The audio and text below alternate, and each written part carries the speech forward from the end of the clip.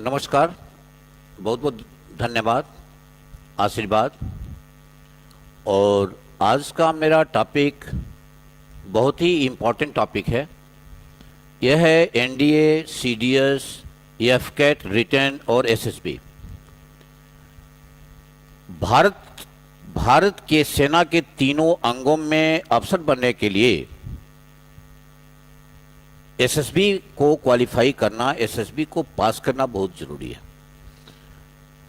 इस फील्ड में आने के दो पार्ट हैं, एक रिटन है, एक एसएसबी है। रिटन एग्जामिनेशन में एनडीए है, national defence academy, Khadakwasla near Pune. CDSE है, कंबाइंड डिफेंस सर्विसेज एग्जामिनेशन।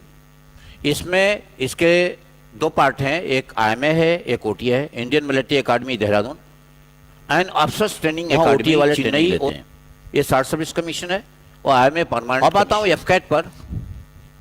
एफकेट में दो चीजों को, दो कंपोनेंट्स को उन्होंने शामिल किया है, ग्राउंड ड्यूटी को और फ्लाइंग को भी।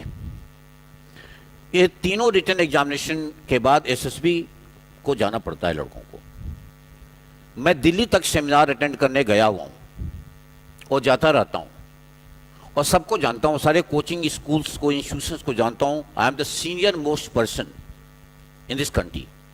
और 8 किताबें, अफसर बनने वाली 8 किताबें लिखने के बाद I am the authority and I am the highest profile in my field, that is psychological field. और this selection, this system of selection is psychological based selection, मनोवैज्ञानिक पद्धति पर आधारित चयन। लला, मैं बहुत एक प्रैक्टिकल बात करने जा रहा हूं। पूरे इंडिया में सबसे ज्यादा एनडीए में दौड़ भाग है। एफकेट में, सीडीएसई में लड़का मैच्योर हो जाता है। एनडीए के बारे में ना लड़के को मालूम है ना उनके पेरेंट्स को मालूम है। मैं एनडीए को खंड खंड करके और इसका इंटरप्रिटेशन कर रहा हूं और इसको कहीं दरियाफ्त कर लीजिए, किसी भी टेक्नोलॉजी से इसको प्रूव कर लीजिए, इंटरप्रेट कर लीजिए, जो मैं बोल रहा हूं बिल्कुल सत्य आएगा। इस पूरी इंडिया में 27 सैनिक स्कूल हैं, 5 मिलिट्री स्कूल्स हैं और इस पूरे भारत में जिन जिन बड़े छोटे शहरों में फौज है वहां पर आर्मी पब्लिक स्कूल्स हैं। इसके बाद हिंदुस्तान के सारे बड़े शहरों में सेंट्रल स्कूल्स हैं। इसके अलावा देहरादून में एक सबसे बड़ा इंस्टीट्यूशन बैठा हुआ है, रिमको, राष्ट्रीय इंडियन मिलिट्री कॉलेज देहरादून।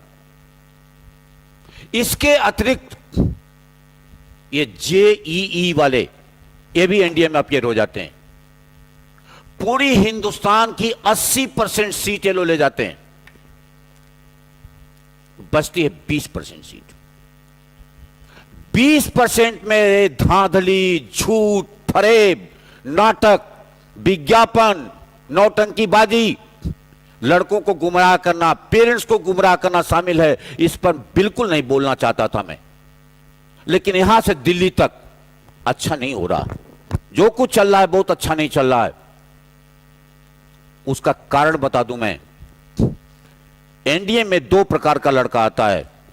पहले तो एक, उसके पहले मैं एक शेर बोल दूं, ये रंग भरने से तस्वीर नहीं बोलेगी। ये रंग भरने से तस्वीर नहीं बोलेगी, मौत बहुत जिद्दी है, होठ नहीं खोलेगी। रंग भरने से तस्वीर नहीं बोलेगी, मौत बहुत जिद्दी है, होठ नहीं खोलेगी। कोई ऐसा तराजू लाओ जिसमें पासंग न हो, कोई ऐसा तराजू लाओ जिसमें पासंग न हो। ये जिंदगी अब झूठ को न झेलेगी।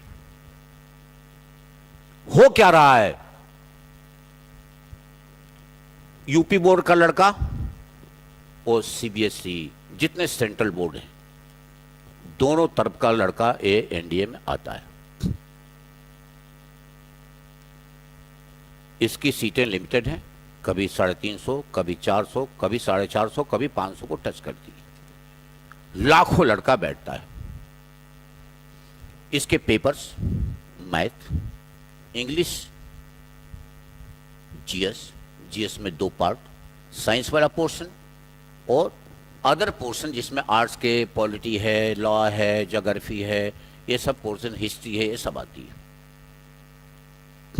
मैथ का पोर्शन थोड़ा टफ होता है, इसलिए एनडीए निकालना सबके लिए, सबके बस की बात नहीं है। मेरी बात को सुने। मैंने पहले बोला था कि सेना के तीनों अंगों में अफसर बनने के लिए 2 पार्ट हैं। एक पार्ट है रिटन, दूसरी पार्ट है एसएसबी। मैं अपने यहां संस्था में रिटन को भी चलाता हूं, एसएसबी को भी चलाता हूं। एसएसबी को 40 साल से ऊपर चला रहा हूं।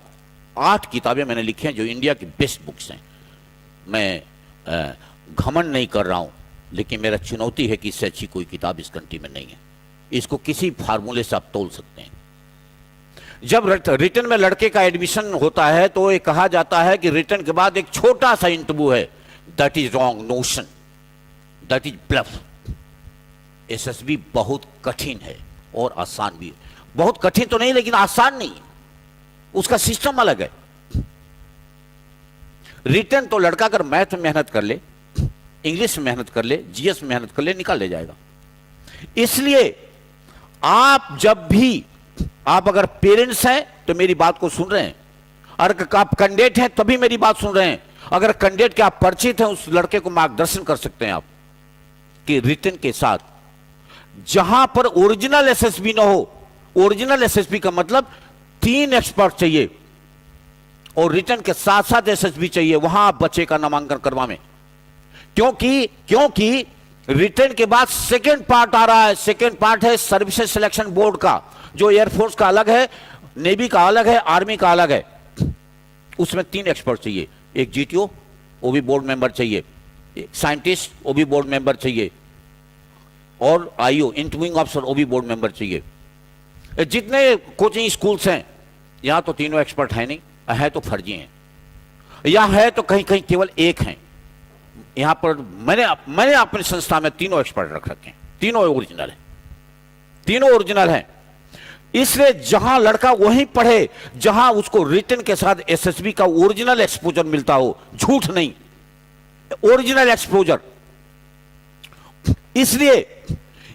इसलिए सुबह 7 बजे से लेकर के 5 बजे तक यहां सेशन है।